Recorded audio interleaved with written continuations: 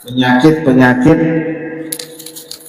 jahiliyah yang karena masa tersebutlah ya Rasulullah Shallallahu Alaihi Wasallam diutus oleh Allah Subhanahu Wa Taala untuk membawa syariat ajaran agama Islam.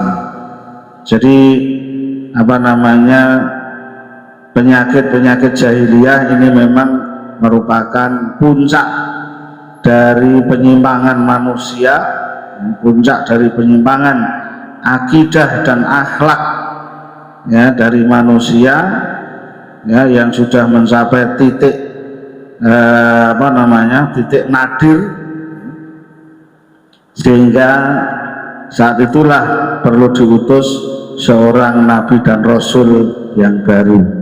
Karena pasti setiap diutus nabi dan rasul yang baru itu dikarenakan zaman sudah mencapai puncak kesesatannya. Maka dari itu ini perlu kita kenali apa saja masalah-masalah pada masa jahiliyah sehingga kita tidak terjatuh ke dalamnya. Sebagaimana perkataan Amirul Mukminin Umar ibn Khattab radhiyallahu taala anhu, tunqadu ural Islam urwatan idza nasa'a fil Islam man la ya'riful jahiliyah. Ya. Tunqadu akan terurai ural Islam, tali-tali simbol-simbol Islam, urwatan-urwatan, sehelai demi sehelai. Jadi simbol-simbol Islam, ajaran Rasulullah SAW itu akan terurai satu demi satu. Semakin jauhnya masa dengan masa kenabian ya, akan terurai sehelai demi sehelai. Kapan itu terjadi? Idza nasa'a, apabila tumbuh fil islami, di dalam tubuh kaum muslimin, man ya, yaitu satu generasi layak rifu yang tidak mengenal sebuah generasi al jahiliyata pada penyakit jahiliyah. Jadi meskipun seolah-olah budayanya islami ya, budaya islaminya maju, tapi kalau tidak mengenal penyakit jahiliyah, saat itulah simbol-simbol atau pintalan-pintalan Islam akan terurai, akan hilang satu demi satu seiring jauhnya masa dari masa kenabian. Dan pada kesempatan siang hari ini akan kita bahas tentang perpecahan. Jadi umat Islam itu sangat rentan dengan perpecahan, terpecah belah. Umat Islam itu mudah terpecah belah ya. Begitu beda sedikit pecah ya. Jamaah baru besar sedikit ya, karena terjadi sedikit saja perbedaan pemikiran mudah terpecah ya. Ya, maka jangan sampai ya, jangan sampai nanti ya ketika Yaumi ini sudah ganti generasi nanti membuat Yaumi perjuangan, ada usah, karena beda sedikit itu ya di dibahas dengan yang yang penak itulah ya, penak-penakan dibahas karo ngopi itu penak. Kalau dibahas di meja yang tidak ada kopinya, nggak ada snacknya, ya pasti pecah gitu ya. Ini wasiat saya kepada Pak Agan Sidarta sebagai penerus penerus perjuangan. Jadi jangan mudah berpecah Pak. Nanti bikin Yaumi perjuangan, Yaumi nggak usah. Itu penyakit jahiliyah, mudah terpecah belah ya. Kita lihatlah di ormas-ormas, partai-partai yang berbau Islam itu mesti mudah terjadi perpecahan-perpecahan. Itu adalah sisa-sisa peninggalan penyakit jahiliyah yang harus kita sadari. Nah, nggak kita sadari ya permasalahannya bener. Nah, maka ijtima, ya, persatuan umat itu sangat sangat ditekankan, ya, menjadi wasiat terakhir Rasulullah Shallallahu Alaihi Wasallam, yaitu bersatu di atas agama Islam, di atas akidah Islam. Judulnya diganti, Mas, perpecahan, ya. Ini adalah permasalahan jahiliyah yang ke-30.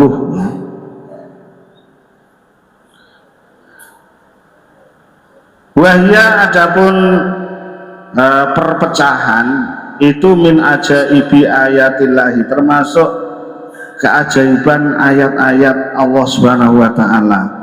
Di sana sudah banyak disinggung, ya, mudahnya umat itu berpecah belah, ya, agar kita berhati-hati, ya. Annahum, bahwa sungguhnya masyarakat jahiliyah taroku itu meninggalkan sapa mereka masyarakat jahiliyah wasiat Allahi, pada wasiat Allah, perintah Allah Subhanahu wa taala, bil ijtimai, untuk bersatu padu, wartakabu, dan terjerumus sapa mereka orang-orang jahiliyah pada perpecahan, naha, yang telah melarang sapa Allah Subhanahu wa taala, anhu, darinya, minal iftiraqi, yaitu yang berupa larangan perpecahan. Basoro, maka jadilah kullu hisbin, ya, setiap golongan, bima, terhadap ajaran-ajaran ladahim yang ada di sisi mereka, farihina, itu berbangga diri sapa mereka, ya. Ini tentang perpecahan umat ini sudah banyak disinggung di banyak ayat dan juga di banyak hadis, ya. Artinya apa? Artinya perpecahan itu pasti akan terjadi. Perpecahan umat itu pasti akan terjadi, rentan, ya. Maka dari itu sebisa mungkin, ya, kita mendakwai umat ini agar jangan mudah terpecah belah, ya. Jangan mudah terpecah belah, baik karena golongan, baik karena suku, ya, baik berpecah karena partai, ormas, ya, atau kelompok-kelompok yang lain, ya. Kita harus tetap bersatu padu sebagai satu kesatuan umat Islam, sehingga umat Islam ini ada wibawanya. Sekarang kita kan sangat merasakan, ya, betapa umat Islam ini meskipun secara statistik, ya, secara kuantitas itu besar, akan tetapi secara eksistensi itu tidak diakui kehebatannya. Hanya diakui saat mau pilihan aja, saat mau nyoblos itu diakui jumlahnya banyak.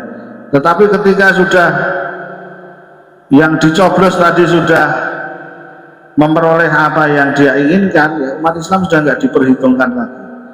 Umat Islam diadu domba, ya, dipecah-pecah.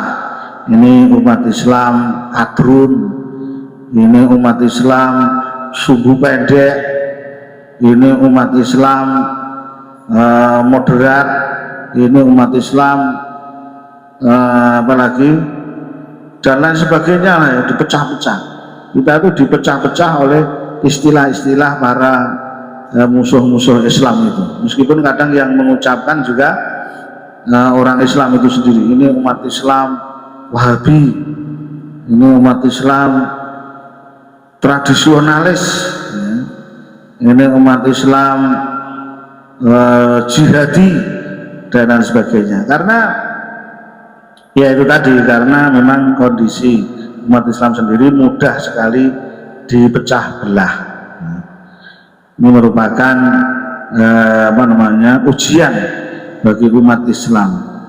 Maka sebisa mungkin, ya, kita bersatu, ya, sebisa mungkin kita bersatu di atas tali Allah, yaitu Al-Quran dan Sunnah Rasulullah Sallallahu Alaihi Wasallam.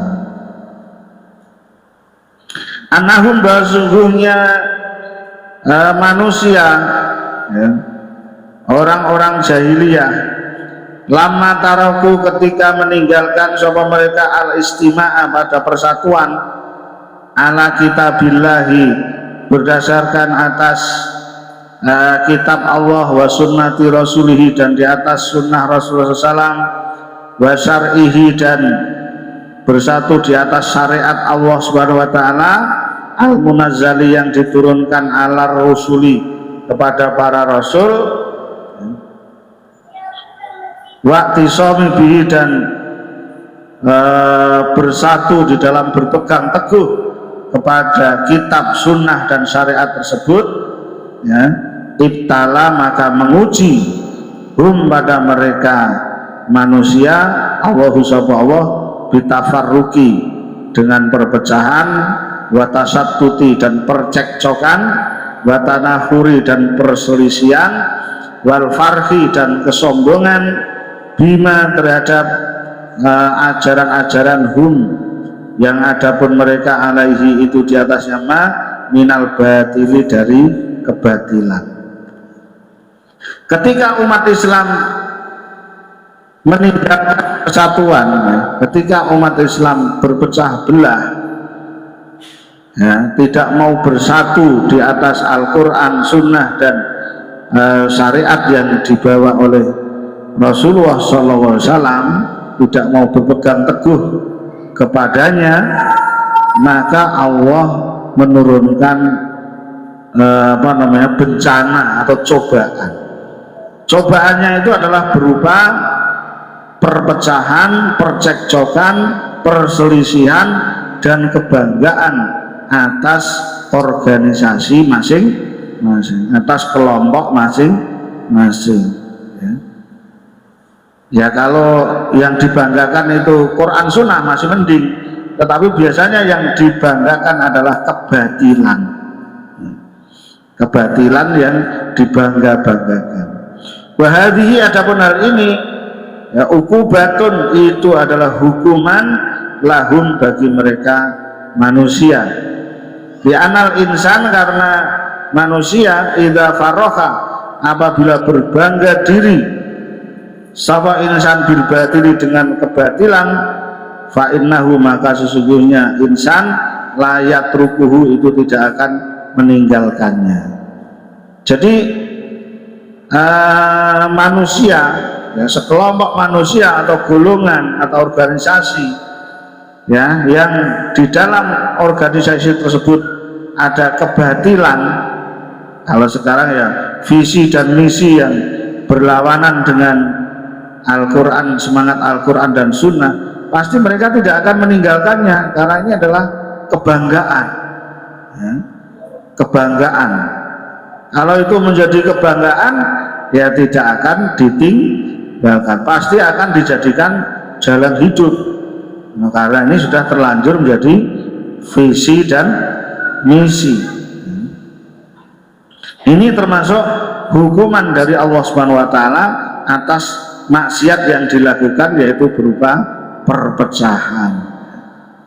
Ama idza lam yafrah, akan tapi sebaliknya apabila manusia tadi tidak membanggakan apa yang ada di dalam organisasinya, wakana maka akan ada indahu di sisi manusia atas sakuk minhu, ada semacam keraguan-raguan, ya. Dan tidak mungkin seseorang yang berada di dalam suatu organisasi dia meragukan, ya, meragukan kebenaran program organisasinya, ya. Pasti dia akan menganggap itu adalah benar. Kalau terlihat salah, pasti akan dicarikan dalil-dalil pembenar. Fahadha maka adapun ini huriyun itu bebas, annahu sesungguhnya insan yatubu itu bisa bertaubat wayarji'u dan bisa kembali sapa insan anhu darinya kebatilan. Jadi kalau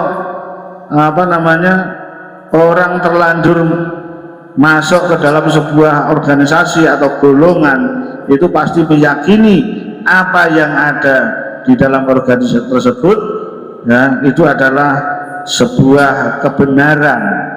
Ya. Kalau sudah menganggap bahwa itu sebuah kebenaran, maka tidak mungkin dia akan meninggalkannya atau bertaubat dari apa yang telah dilakukannya. Lakin akan tetapi idza itma'anna, apabila sudah tenang sapa insan ilaihi pada kebatilan yang ada di kelompoknya, wa fariha dan membanggakan diri sapa insan bi dengan kelompoknya, fa innahu, maka sungguhnya dia insan la yatahawalu anhu, itu tidak akan berubah ya dari hal tersebut.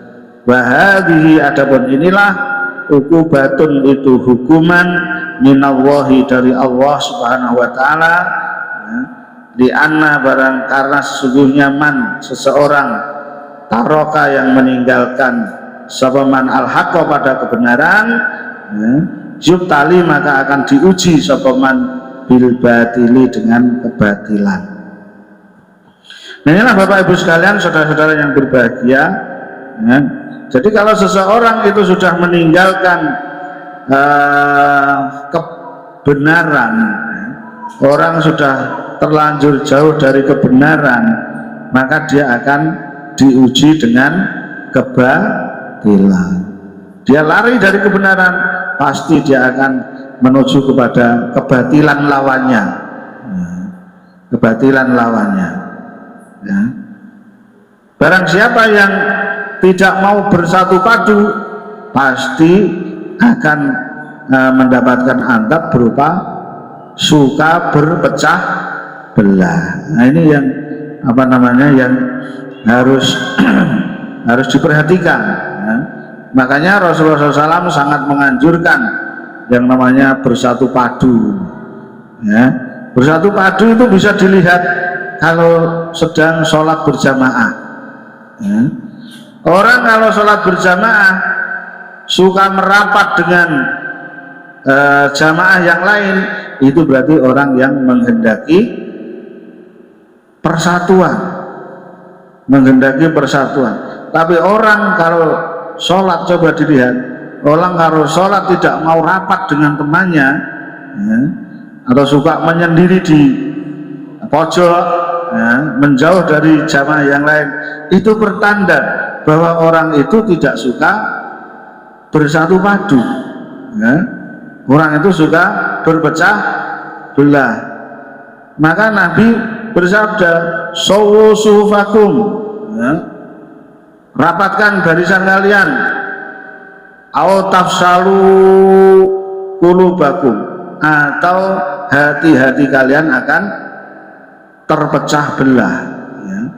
Jadi pilih ketika sholat itu merapatkan barisan, maksudnya Nabi gitu, sehingga nanti akan terwujud persatuan, atau tidak merapatkan barisan yang nanti akan membuat tafsalu qulubakum, hati kalian nanti akan tersebar, ya. Jadi dari gaya sholat saja, ya, orang itu sudah bisa dilihat. Dari gaya sholatnya, dari cara sholatnya, Nabi sudah mengatur sedemikian. Bahkan Umar itu kalau meluruskan barisan, ya, dia menggaris pakai pedang, sereng. Nah, akhirnya jempolnya maju sidik, ya hilang. Pedang harusnya tinggi. Jadi memang harus betul-betul lurus. Sangat penting ini, ya. Rasulullah dan para sahabat, ya, sangat mementingkan persatuan dan kesatuan, dimulai dari tata cara di dalam meluruskan barisan, ya. Maka nanti kalau ada saudara-saudara kita, ya, yang sholatnya tidak mau lurus, ya dinasihati yang baik, disatukan. Karena orang itu kalau hatinya tidak tidak seneng ya, kalau hatinya ada ketidakcocokan, itu memang tidak mungkin untuk sholat jijiran terus nemplek, itu nggak mungkin, mesti rada benggang. Nah ini mohon perhatian ya. Karena nanti kalau kita tidak mau bersatu padu, Allah akan mengadab kita ya, dengan adab yang menjadi lawannya ya. Allah akan mengadab kita dengan mudahnya berpecah belah. Jadi itu ya wasiat dari Allah Subhanahu wa taala kepada umat sepanjang zaman ya, agar bersatu padu, agar menjauhi perpecahan-perpecahan ya. Wa'tasimu bihablillahi jami'ah ya, berpegang teguhlah kalian dengan tali Allah, yaitu Quran dan Sunnah ya. Jami'an, semuanya, jangan sampai ada yang kelewatan, jangan sampai ada yang ketinggalan di pojok, semuanya harus berpegang teguh pada tali Allah ya. Ya. Wadhkuru nikmatallahi alaikum. Nah ini kalau konteksnya orang-orang Ansor, ingatlah ketika kalian ya, sedang berpecah belah ya. Setiap tahun ada perang adat, yaitu perang apa itu? Perang Buak. Jadi di Madinah itu ada perang yang dilakukan setiap tahun selama 2 hari. Perang beneran, bukan bukan perang tari-tarian, itu bukan, tapi perang beneran ya. Yang menimpa perpecahan, yang menimpa antara kelompok Aus sama kelompok Khazraj ya, dibackingi, sebenarnya yang memecah belah itu dibackingi oleh orang-orang yang Yahudi, yaitu Bani Quraidah dan Bani Nadir serta Bani Qainuqa ya. Nah itu, kalau suka berpecah belah, maka Allah akan turunkan adab, yaitu ya perpecahan itu susah untuk dipersatukan, karena memang sudah menjadi ketetapan Allah ya, laqudiya bainahum ya, bahwa umat Nabi Muhammad tidak dibinasakan seperti umat-umat terdahulu. Tidak dibinasakan, kiamat turun teko binasakan. Adab bagi umat Nabi Muhammad ya seperti itu, perpecahan, percekcokan, perselisihan ya, berbangga-bangga dengan dengan organisasinya ya. Bahkan organisasi berubah menjadi agama, kadang-kadang kan begitu. Seperti misalnya di Indonesia ada lembaga dakwah namanya Muhammadiyah yang paling tua ya. Ada Nahdlatul Ulama. Nah itu semuanya hanya organisasi, agamanya harus tetap Islam, tidak boleh kemudian organisasi tadi ya dijadikan sebagai suatu madhab beragama. Kemudian ada Persis yang tua-tua ya, ada Al-Irsyad, ada yang baru-baru ya, ada Persis, ya Persis ada yang baru MTA, ada yang baru lagi yaitu MPAQ. Ini hanya organisasi massa. Karena di Indonesia tidak boleh ya, orang berkumpul seperti ini, itu tidak boleh kalau tanpa organisasi, kalau tanpa badan hukum. Jadi harus ada badan hukumnya di sana. Nanti akan ditangkap polisi kalau ini organisasi apa nih? Ini Islam Pak. Islam ini ngaji Pak, pengajian apa? Islam Pak, nggak boleh ya. Harus dijawab, ini organisasinya apa? Nah, ini MPAKI Pak, dilihat badan hukum, oh iya ada. Ini apa ini Yaumi Pak, oh iya. Ini apa ngajinya ini Jawratul Imamah, oh iya. Begitu ya. Kenapa kita membentuk organisasi-organisasi di Indonesia? Ya karena itulah apa namanya, sistem di Republik ini sebagai warisan dari sistem penjajah Belanda. Jadi semua harus punya organisasi. Kalau di Arab Saudi ya enggak usah ya. Ini ada ngaji di masjid ya ngaji aja, enggak ada di sana bendera apa misalnya, bendera Ka'bah, bendera Madinah, itu enggak ada ya. Di sana ngaji ya ngaji aja. Tapi kalau di Indonesia tidak boleh, nanti di apa namanya, dianggap OTB apa Pak Ki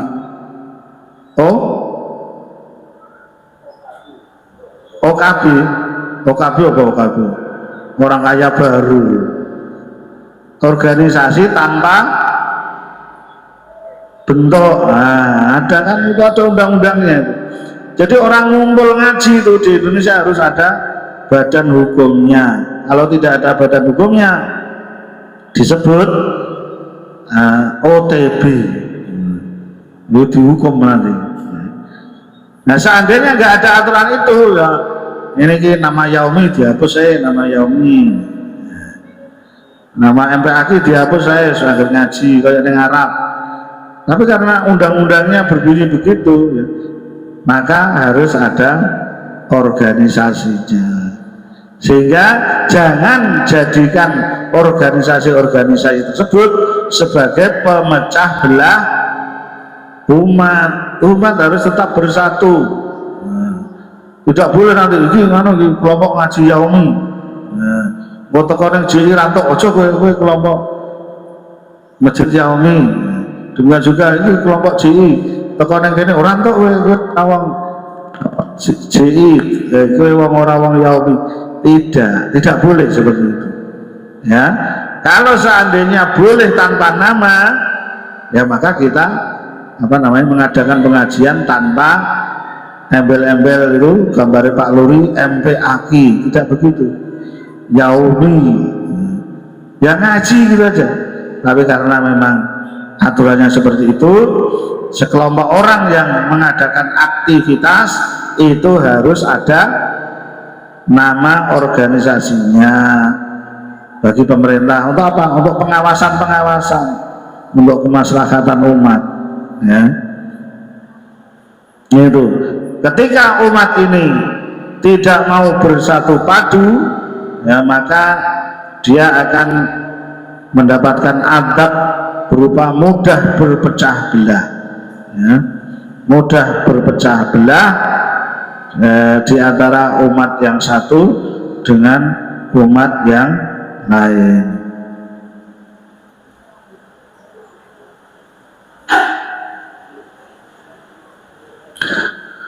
Waman, adapun barang siapa taroka yang meninggalkan sopaman al-istima'a pada persatuan, fa innahu, maka sesungguhnya diaman yuktali itu akan diuji, akan dihukum bitafaruki dengan perpecahan, watasatuti dan percekcokan, watanahuri dan perselisihan, watatohuni dan kehancuran.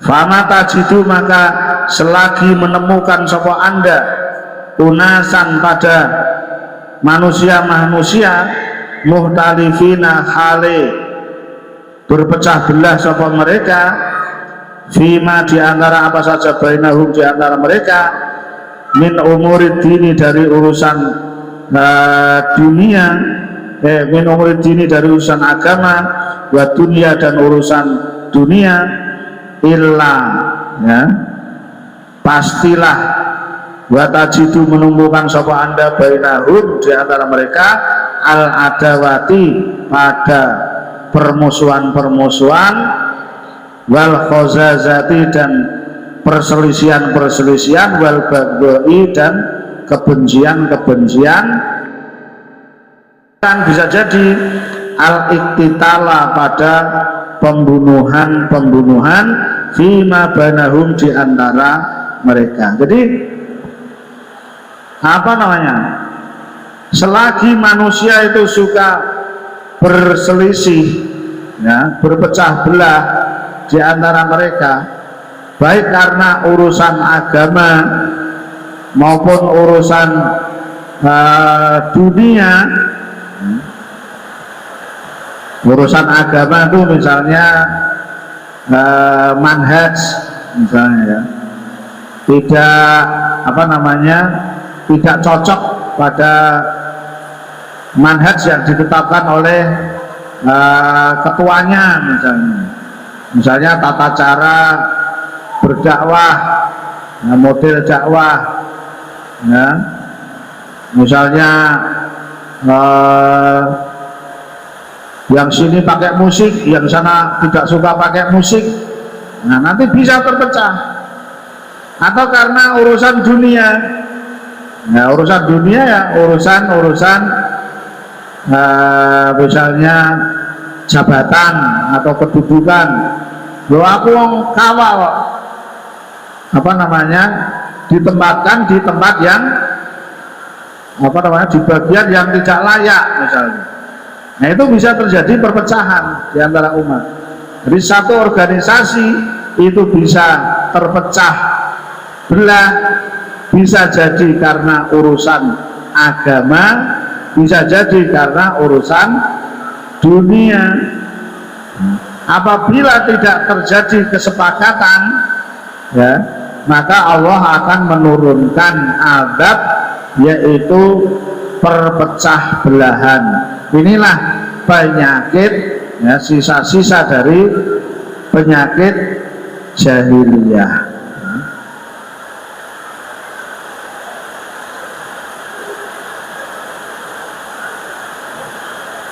Wala tajidu, dan tidak menemukan sapa Anda man pada orang yatamasaku yang berpegang teguh sapa man bil istimai dengan persatuan alal kitabi di atas dasar kitab wa sunnati dan sunnah Rasulullah SAW, illa wa tajidu ya, pastilah akan menemukan sapa Anda bainahum di antara mereka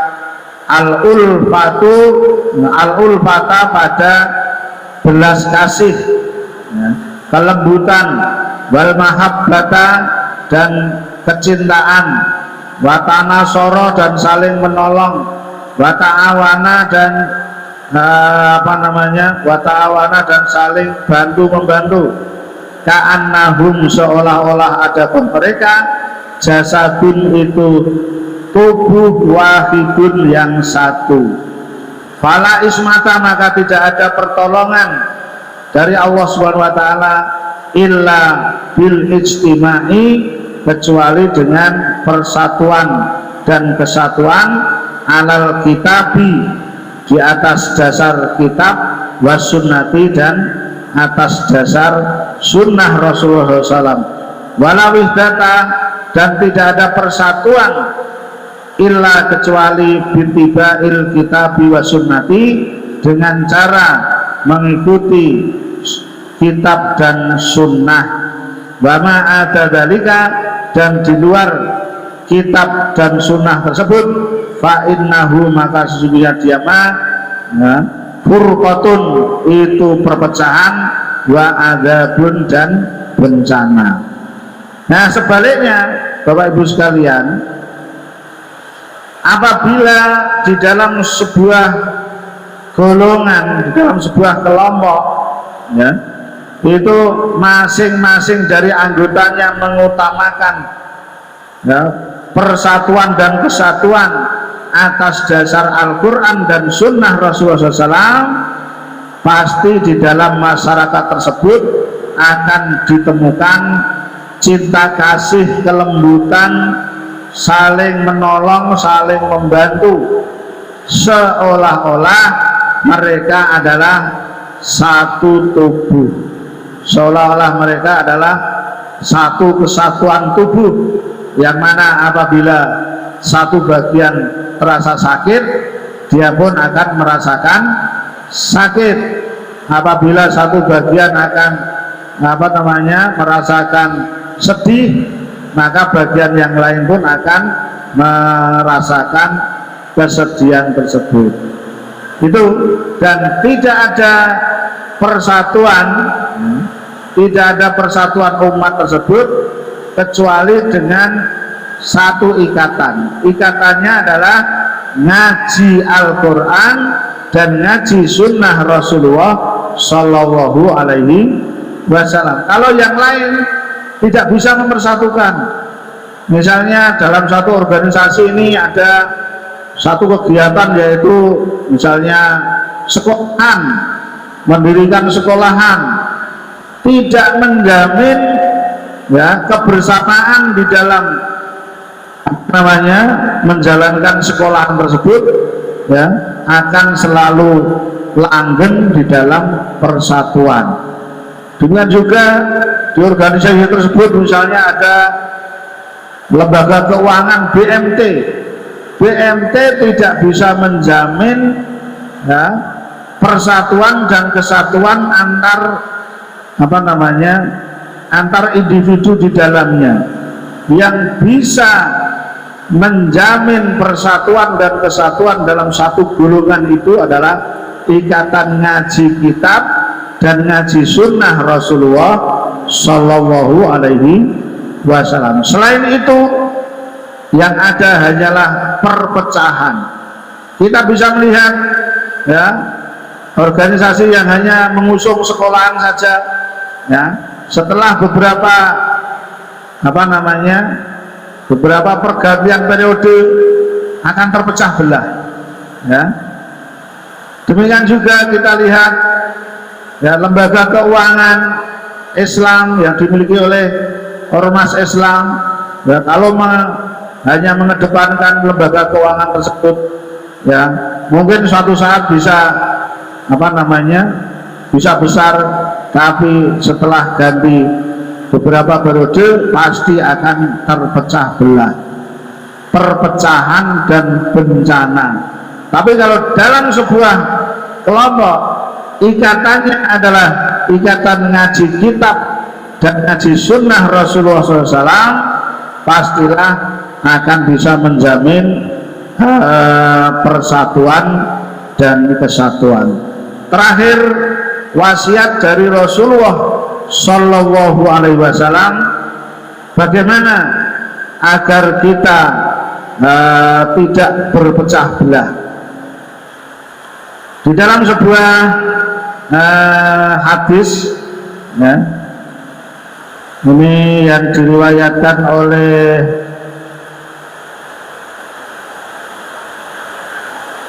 siapa ini? Ya nanti tahriknya ya. Ini enggak ditulis oleh Imam Bukhari dan Muslim. Hadis muttafaq alaih. Rasulullah Shallallahu Alaihi Wasallam menegaskan, berwasiat kepada kita, innallaha, sesungguhnya Allah, yardo itu ridho sapa Allah Subhanahu Wa Taala, lakum pada kalian, salasan pada 3 perkara. Jadi Allah Subhanahu Wa Taala hanya meridhoi 3 perkara, ya, yang ada di dalam suatu golongan, ya. Yang pertama, ya, perkara yang diridhoi oleh Allah yang pertama adalah anta buduhu wala tusriku bihi syai'an. Anta buduhu, ya, supaya beribadah sapa kalian hu padanya Allah semata, wala tusriku dan tidak menyekutukan sapa kalian bihi dengannya Allah syai'an pada sesuatu pun. Jadi yang diridhoi oleh Allah Subhanahu Wa Taala ada di dalam suatu organisasi, yang pertama adalah tauhid. Yang pertama adalah tauhid. Jadi kalau di dalam satu golongan tersebut diisi oleh orang-orang yang bertauhid, maka bisa menjadi faktor ya, pendorong untuk persatuan dan kesatuan. Akan tetapi kalau di dalam organisasi tersebut ada satu saja atau bahkan lebih unsur-unsurnya yang diisi oleh orang-orang yang tidak bertauhid, orang-orang yang masih suka berbuat syirik, maka pasti itu akan menjadi sumber perpecah belahan. Nah ini makanya ini Pak Ahyar, Pak Majuri, Pak Abu, Bu Yuni, Bu Arum ini harus apa namanya harus memperhatikan itu anak buahnya yang banyak ini. Jangan sampai ada satu pun di antara mereka orang-orang yang apa namanya musyrik, bukan orang yang bertauhid. Meskipun dia prestasinya moncer, meskipun dia prestasinya bagus, tapi harus tetap apa namanya diwaspadai. Ya, kalau bisa dirubah, ya. Kalau tidak bisa ya monggo manajemen bagaimana. Tidak boleh di dalam suatu organisasi yang semakin besar itu salah satu unsurnya adalah apa namanya orang-orang yang berbuat syirik. Tidak akan bisa menjamin apa namanya kesatuan dan kesatuan. Harus steril, ya. Masing-masing individunya adalah orang-orang yang bertauhid, termasuk di sekolahan, di mana-mana ya, di jamaah-jamaah ngaji kita.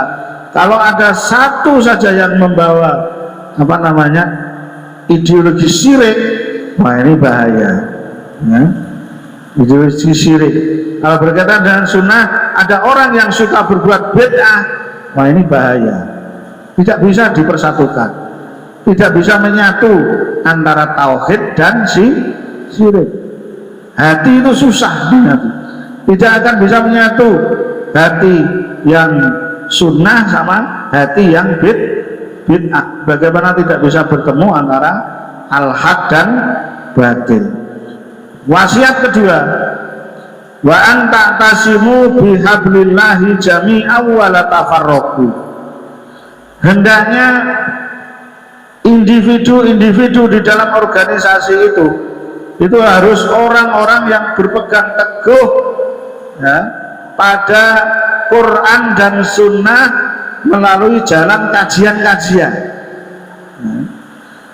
Jangan sampai di dalam suatu masyarakat atau dalam satu kelompok itu ada orang-orang yang nggak suka ngaji, ya. Yang keset ngaji pun harus di apa namanya ditarik-tarik terus agar dia apa namanya bisa mengikuti kajian-kajian untuk menyamakan ini, menyamakan apa itu kalau organisasi visi dan misi. Nah, tidak bisa menyatu antara orang yang ngaji dengan orang yang tidak ngaji, susah pemahamannya, ya. Tidak bisa menyatu antara orang yang hatinya cenderung kepada Quran dan Sunnah dengan orang yang hatinya cenderung kepada dunia, susah dipersatukan. Kalau ada di dalam sebuah organisasi antara orang yang ngaji Quran, ngaji Sunnah dan yang tidak, ya pasti tinggal ditunggu apa namanya faltang biru sa'ah itu, tunggu saatnya, tunggu saat perpecahan itu terjadi. Dan kalau perpecahan itu terjadi susah untuk memulai lagi. Jadi kalau memulai dulu itu agak mudah, tapi kalau memulai setelah perpecahan itu susah, berat. Maka dari itu ya kita semuanya harus apa namanya teliti ya, siapa-siapa teman-teman kita yang apa namanya sregep ngaji, ya. Siapa-siapa teman-teman kita yang susah ngaji, siapa-siapa teman kita yang nggak pernah ngaji dalam tanda kutip.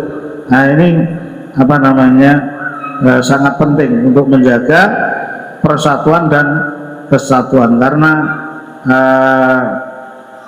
lawan dari dua hal di atas itu adalah penyakit jahiliyah, syirik dan apa namanya menyepelekan, ya, meremehkan syariat. Dan yang terakhir wasiat Rasulullah SAW, ya, yaitu perkara yang diridhoi oleh Allah Subhanahu Wa Taala. Wa antana sohu min wulatillahi amarakum,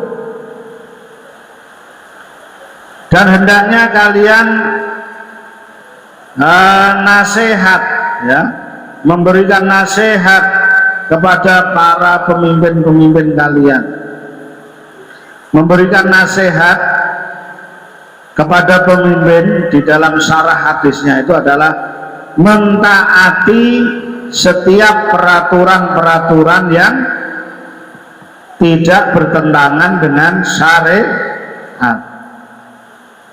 Dua, ya, tidak mempermalukan pemimpin di muka umum, itu namanya nasihat, ya. Tapi kalau ingin menasihati pemimpin harus dua mata, empat mata berarti, ya, sana dua sini dua, empat mata, tidak boleh diketahui oleh umum. Itu yang ditempuh oleh para ulama pada masa lalu kepada para khalifah. Tidak pernah seorang ulama, ya, bahkan para sahabat pun demikian, ya, mengingatkan pemimpin itu di depan khalayak, ya. Jadi wasiat yang ketiga ini sangat penting, bagaimana agar kita bisa apa namanya bersatu padu, yaitu agar kita mentaati peraturan-peraturan, ketentuan-ketentuan pemimpin, baik pemimpin dalam hal ini adalah pemerintah maupun pemimpin dalam artian yang dituakan di tengah kelompok tersebut, ya. Kita harus mentaati apa yang menjadi aturan-aturannya dan tidak mempermalukannya, tidak menasihatinya di depan khalayak, karena itu akan menimbulkan madharat yang lebih besar. Itulah Bapak Ibu sekalian, di antara wasiat Rasulullah Shallallahu Alaihi Wasallam agar agar kita, jamaah kita ini bisa bisa bersatu padu, terbebas dari perpecahan, ya. Yaitu yang pertama adalah dasar tauhid, yang kedua adalah ngaji Quran dan Sunnah, dan yang ketiga adalah mentaati para pemimpin, para waliyul amri. Mudah-mudahan jamaah kita termasuk jamaah yang kuat, yang di dalamnya terdapat cinta kasih sayang, yang di dalamnya terhadap kelembutan antara yang besar, antara yang tua dan yang muda, ya. Ada saling tolong menolong dan bantu membantu antara yang kuat dan yang lemah, yang mana di dalam jamaah tersebut seolah-olah merasa sebagai satu kesatuan tubuh, yang apabila bagian yang satu merasakan sakit, yang lain pun akan merasakannya, dan tidak ada jaminan persatuan tersebut kecuali atas tiga dasar tersebut: dasar tauhid, dasar ngaji Quran dan hadis, dan taat kepada para pemimpin kita.